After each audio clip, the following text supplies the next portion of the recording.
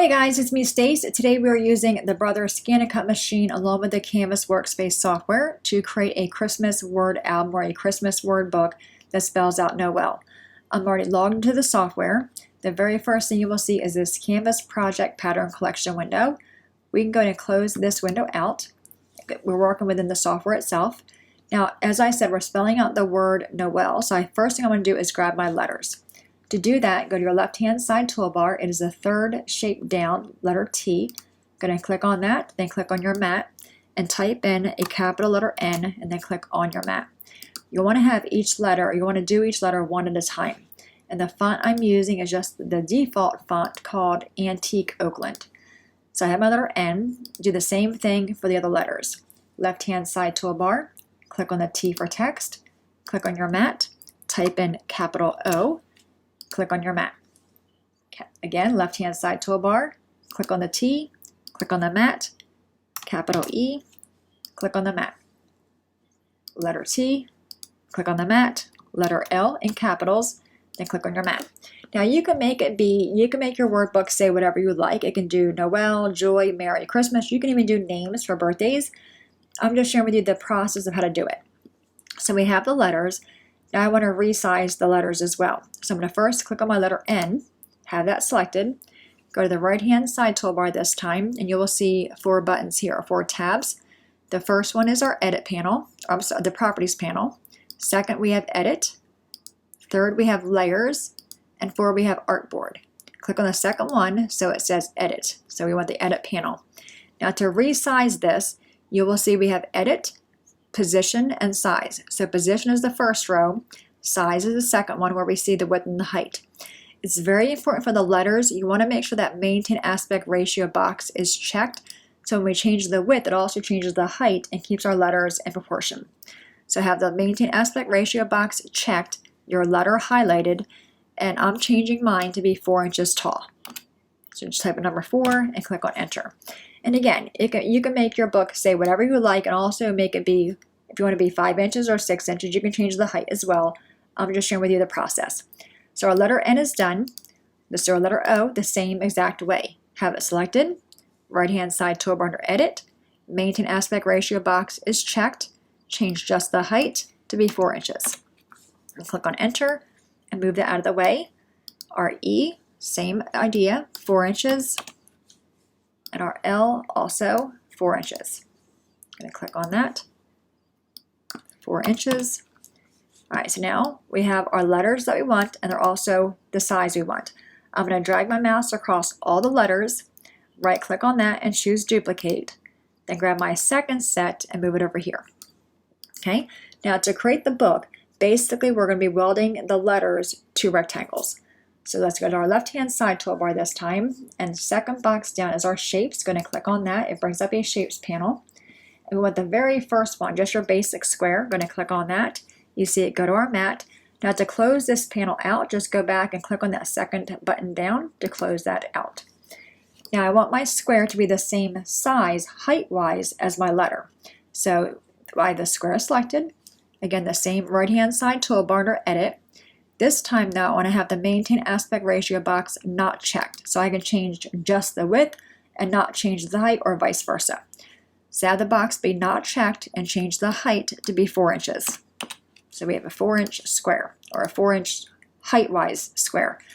Because we have 4 letters, I need 4 squares.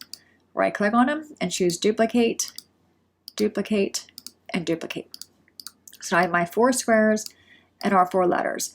Now I'm cutting mine out in 8.5 by 11 cardstock. If you are using 12 by 12 cardstock, you can of course move your letters over more. I'm going to work my way from the back of the book to the front. So I'm going to click on my letter L, move that over here, and also my square, because you need 1 square for each letter. I'm going to zoom in so you can see my mat a little better. All right, we all know that each square on our mat is 1 inch. So if I go all the way over, I'll be past my 11-inch mark. So I'm going to bring my L over to about the 10.5-inch mark, somewhere around there. Okay, I'm going to bring my square over. Now because we have the Maintain Aspect Ratio box not checked on our square, when I click on it, we can see we have all these sizing options. We can size it diagonal, up and down, or in our case, left to right. So I'm able to change the width and keep the height at 4 inches. That's why you want the maintain aspect ratio box not checked. I'm going to bring it over just so it overlaps my L a little bit. And I think my default size for my rectangle in my case was 8 inches. So I'm going to have my square selected and just size it the easier way by going to my edit panel on the right and changing just the width and make it be 8 inches wide. And I'm going to bring my L over, and I'm going to have the overlap about maybe about that much or so, somewhere around there. Now you can see they're not lined up. So to do that, I'm going to highlight both pieces, my square and my L, go to my same right-hand side toolbar. Halfway down, you will see the Align Objects. There are 2 rows, and if you hover over each icon, it tells you what it does. You want to go to the second row on the far right, and when I hover over that, it says Bottom. I'm going to click on that, then watch my shapes. See how they moved? Now they're perfectly lined up at the top and the bottom, which is what we want. Now I want to weld them together. So we're going to highlight both of those again, both shapes, the rectangle and the L. Same edit panel on the right. You want to go to the bottom where it says Process Overlap and Shapes. And again, if you hover over these little icons, it tells you what it does. The very first one, it says Weld. I'm going to click on that one to weld the 2 pieces together. So we have our first page of the book. I'm going to grab my letter E and bring that over, and my square for my letter E as well. Now I want my book to be staggered when it's closed, so if I have my E in the same spot as my letter L, when I close the book, you won't see my letter L. So I'm going to move my letter E over some, so it still shows my letter L a little bit. So my E square is 6 inches wide. So I have the square selected, right-hand side toolbar again under Edit. Your Maintain Aspect Ratio box is not checked, and the width only is 6 inches wide. I'm going to bring that down a little bit over my E some. Now I want to highlight both the square or the rectangle and the E. Right-hand side toolbar again. First we want to align, so align the second row on the far right, align bottom. And also over here, going to click on the weld box. So now they're welded together. So I'll move my L out of the way and bring my E up. I like using each page as a guide for the next page. So I'll bring my square over and also my O. And again, I want to have my O go in so I can still see my E a little bit. Okay, so my O square is actually 5 inches wide. So I have the square selected. Again, the right-hand side toolbar under Edit, just the width only. Make it be 5 inches. Now what I'm going to do is bring my O over here and also this one. Now if I highlight the O, or any letter in that case, you can see the center point. I'm going to first bring it over here and show you what this looks like if it's not centered. Okay, I'm going to weld these 2 together just so I can show you. Okay, so they're welded. I don't like the little divot there. If you like that look, that's fine. I don't care for that look.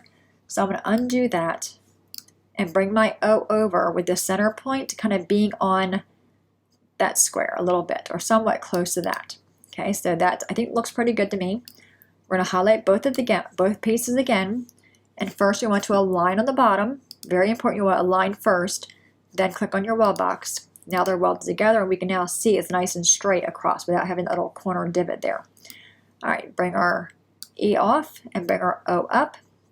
And lastly, let's grab our N. So I'm going to zoom out to get my square and my letter N. And I want my N again to be more farther in than my O is. So my N square is actually 2 inches wide. So I have this square selected, right-hand side toolbar again, width only, make it be 2 inches. Then bring my N over, lining it up a little bit or overlapping it some. Right there I think it looks pretty good. Highlight both. Under the edit panel in the middle, align bottom first, then weld. So now we have our letter N page, our O page, we have our E page, and lastly we have our L page. Now you can see when I have them all stacked like this, you can kind of see how they're scattered. So when my book is closed, we can see part of each letter versus just one letter. Now I'm going to highlight all of these and change the colors. So at the very top toolbar, you'll see 2 color options. The very first one is fill color. Second one is line color. We're going to do fill, and I'll make them all be brown. Okay, so now we have these, but we also still need these ones over here. Don't forget about these guys. I'm going to highlight those and make these ones be white, just so we can see them better. And I'll share with you the process. So that I changed them to be white. They're all selected still. I'm going to right click on those and choose Arrange and bring to front. Okay, so now we have this part here. I'm going to call this the meat of our book. That's going to be the actual page. So these letters here are going to go on top. So when I bring this over, it's going to sit on top of that one, and the O will go on top of that one, so forth and so on. Okay, so we can make these pieces be a different color. All right, so to cut these out, we actually need 3 copies of each one of these letters, of the welded letters. So what I like doing, I'm going to bring this over, bring my N over here, and my O. I do 2 at a time. I just think it's easier that way. So what I want to do first is cut this out in a thicker cardstock. And what I'm using for the guts of my book is the backing of a pack of cardstock. That cardboard behind it, I'm using that. I also want to cut it out in 2 pieces of cardstock as well. So I want to cover the front and 1 for the back. So you'll need 3 cuts. So we're going to send this to our mat, but we can't send it to our machine with these other pieces being here. Watch, if I go up top and click on File, hit Export, I'm going to get an error saying I can't do it because I have stuff outside my red line. That's where our Layers panel comes in. Go to the right-hand side toolbar again. It's the 3rd button down. It says Layers. And you will see our layers here. I want to cut just these 2 pieces, so I'm going to hide the other pieces. And I can see what each one is. So all these white letters are these ones, and these are all my welded ones. So I'm going to close the I on letter E, and also the L, and all these white pieces. Okay, so we're going to send this to our machine. I'm going to go to File, Export, and a little warning box comes up. Just ignore that, click OK. Transfer to my machine. So I'm going to load my mat with the backing of my cardstock pack first to cut the shapes out. Then I'm going to cut it out, load it again with my red cardstock, cut it out. Load it again with my green cardstock, cut it out. Then I'm done with these. I'm done with the letter N and O. So I'm done cutting it out 3 times, 1 of my cardstock backing and 2 colors of cardstock, or the same color cardstock, but you want 2 copies, a front and a back piece. Come back to the workspace, delete these 2 pieces. Okay, delete them. Let's go back to our Layers panel and show the other 2. So I'm going to bring these guys over. And that's why I chose to do a 4-inch tall book, so I'm able to put just a piece of cardstock here and a piece of cardstock there. Okay, so again, your E and your L cut out in your book base, then 2 more times in whatever color cardstock you want for the front and the back. When you're done cutting those out, come back and delete these 2 pieces. All we have left is our top layer. I'm going to open the eye on all these. And again, because they're only 4 inches, they're about the same widthwise. So I'm going to put 1 letter in each corner of my mat. And I'll just put a piece of Christmas paper on each corner. Okay, so when this is all done, it's all shaped like that. Send it to my machine, load up my paper, and cut it out. I'm going to do all this, go to the table, and I'll show you how to put the book together. Alright guys, we are now all cut out. So at this point, you should have the center of your pages. And again, I just used the backing of a cardstock pack. So I have my L, E, O, and N. And also 2 of each letter. So I have my 2 N's, both in red and green. My O's, E's, and my L. And I have my front pages as well. Each letter done in a different, or the same, it's up to you, of a scrap of paper. Okay, so what we're going to do now is assemble. So I'm going to take all these and work with our N first. So we have this one, and we have this one. So, and I did red and green so I can alternate red, green, red, green. We're going to take our glue, and I'm just using the Barely Art glue. You can use any kind of glue you like, even a tacky glue would work. I'm going to actually put it on this piece because it's a tad bit more stiff. And you want to go as close to the edge as you possibly can. Otherwise your paper would flip up.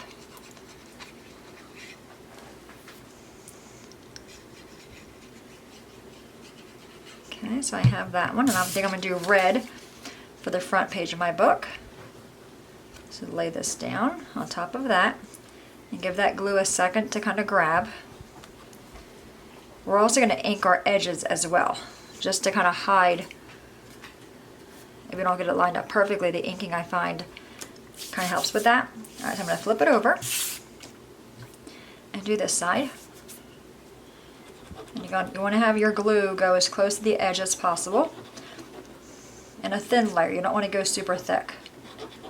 And then we'll come back with a part 2 video to create pockets and tags and little elements. And even on your Brother ScanNCut machine, you should have, on the built-in designs, I seen on mine, there's a few Christmas ones on there. So I might also do some of those. I'm not going to show them to you because, you know, each machine is different on what they have. But, you know, if you have stamps, you can use whatever you want to decorate it. Alright, so it's going to put this on the back. And I'm going to pick it up to kind of help me shift it. And then set it aside for a moment to kind of dry. Okay, so I'm going to set that one aside and work on our O. So question of the day, I guess for this video, is how soon do you start decorating for Christmas? Do you do it, you know, right after Thanksgiving, that weekend? Do you do it before that? Or are you more late in December? For us, we normally start the day after Thanksgiving. Like I'll get the tree out, you know, the weekend after Thanksgiving at some point. I'll get the tree out and I take it out of the box and I kind of fluff it. It's an artificial tree. I fluff it and I let it sit there for a few days before I actually decide that's the one that's how I like it, because usually I'll decorate it and then I undecorate it because I don't like how it was fluffed. So now I kind of tend to wait. You know, I'll take it out, I'll fluff it for a little while, and look at it for a few days to make sure I like it, make sure it's nice and full, and then I'll decorate it. But normally after Thanksgiving is when we start. So I'm curious on when do you guys start? I think one year I started it Halloween night. Can you imagine? My tree was up and decorated on Halloween night. I love Christmas, I love decorations, so if I can have it up all year round, I think the house just looks more festive and full. But having it up, when I had it up on Halloween that one night, that one year, I couldn't wait till it was down. Because at that point it just became cluttery, it no longer looked nice, you know, just just a big cluttered mess. Alright, so we have that one done. You can see it's coming along. And this glue, I like the glue, but you can see it kind of warps my paper. I think I'm going to stop using that glue and go to my ATG gun. And I like that glue, but I find for me it does warp. So I used to use the art glitter glue. That was like the glue of my choice. And I thought I would try this glue out, and I'm not really that big of a fan of it. Alright, so we have my N and my O. Alright, so I'm using this. Now I just got this from Michael's. It's called an Advanced Tape Glider.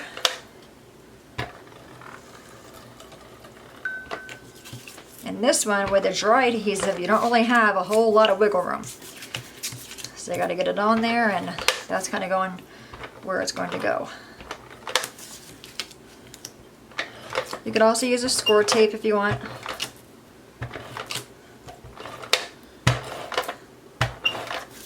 Okay, let's see if this one works a little better. Alright, so I did a green E, so now I need to do, or green O, so I'm going to do a red E.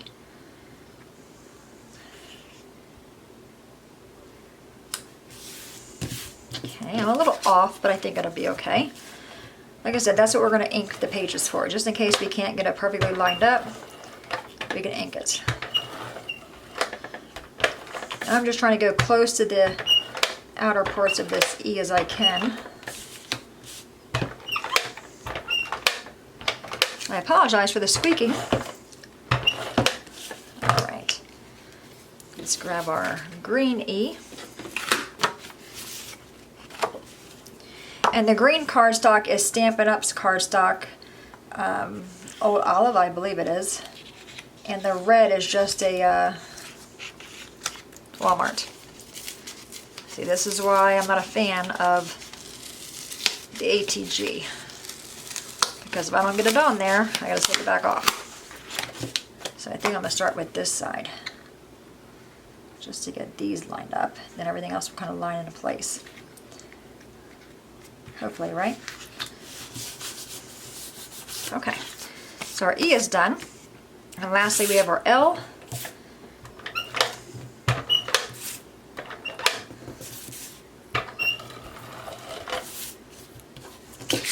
glue everywhere. Trying to go close to the edge as I possibly can. Alright, and we are going to start with the L over here first. In the little corner, just so I can get that lined up. Then I can kind of line up the rest. Alright, that was pretty easy, right?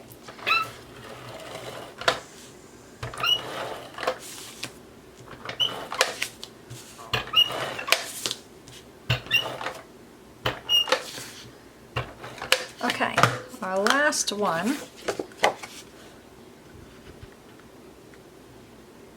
Yeah, so the green is Old Olive by Stampin' Up, and the red is just a Walmart cardstock. Alright, so now we can see how our book is coming, right? Alright, now we're going to add the top letters in the pattern paper that we cut out. So I'm going to put and I'm going to use the wet glue on this one, because I definitely want to have wiggle room with this. Just a thin layer.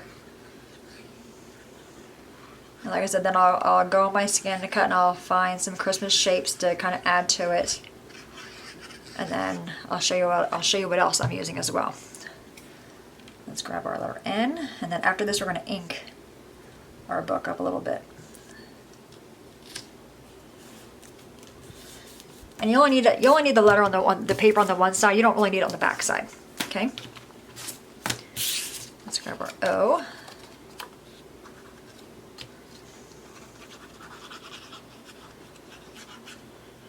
Did I want the O? No, okay. Thought I wanted the O on the brown, but I have the E on the brown instead.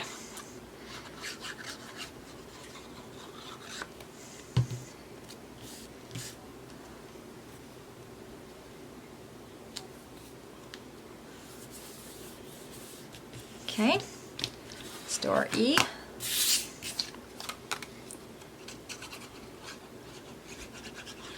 But I have wrapping paper as well that we're going to utilize to make some things with. And boxes, like gift boxes that are decorative. Okay, so that was done. Lastly, let's get our L. Then we can start the inking.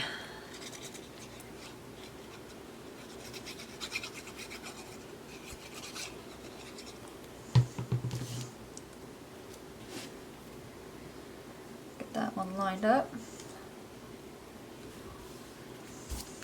Okay, now that I have ink all over my fingers. Alright, now I'm going to grab my ink, and I'm just using Stampin' Up! Soft Suede. You can use whatever ink you like. And I'm also using a wet kitchen sponge that I wet and wrung out really well. Now we're just going to go around and ink all the edges that'll kind of block or hide the white.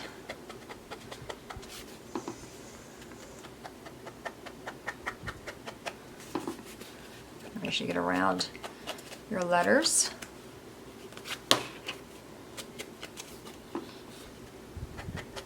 If you wanted to, you could have inked the letter first. I didn't think about that, but you could. That's another option. Just gonna make sure this glue is down on all my letters really well. I like the ink, and I think it just adds something to it. And to bind our book, we're just going to be using, these little, they're actually key rings, but I'm going to use those and just punch holes in them.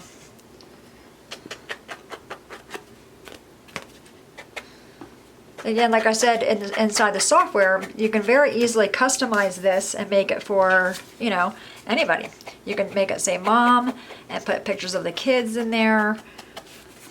Or grandma, put pictures of the grandkids to make a really cute gift that they can display all year round.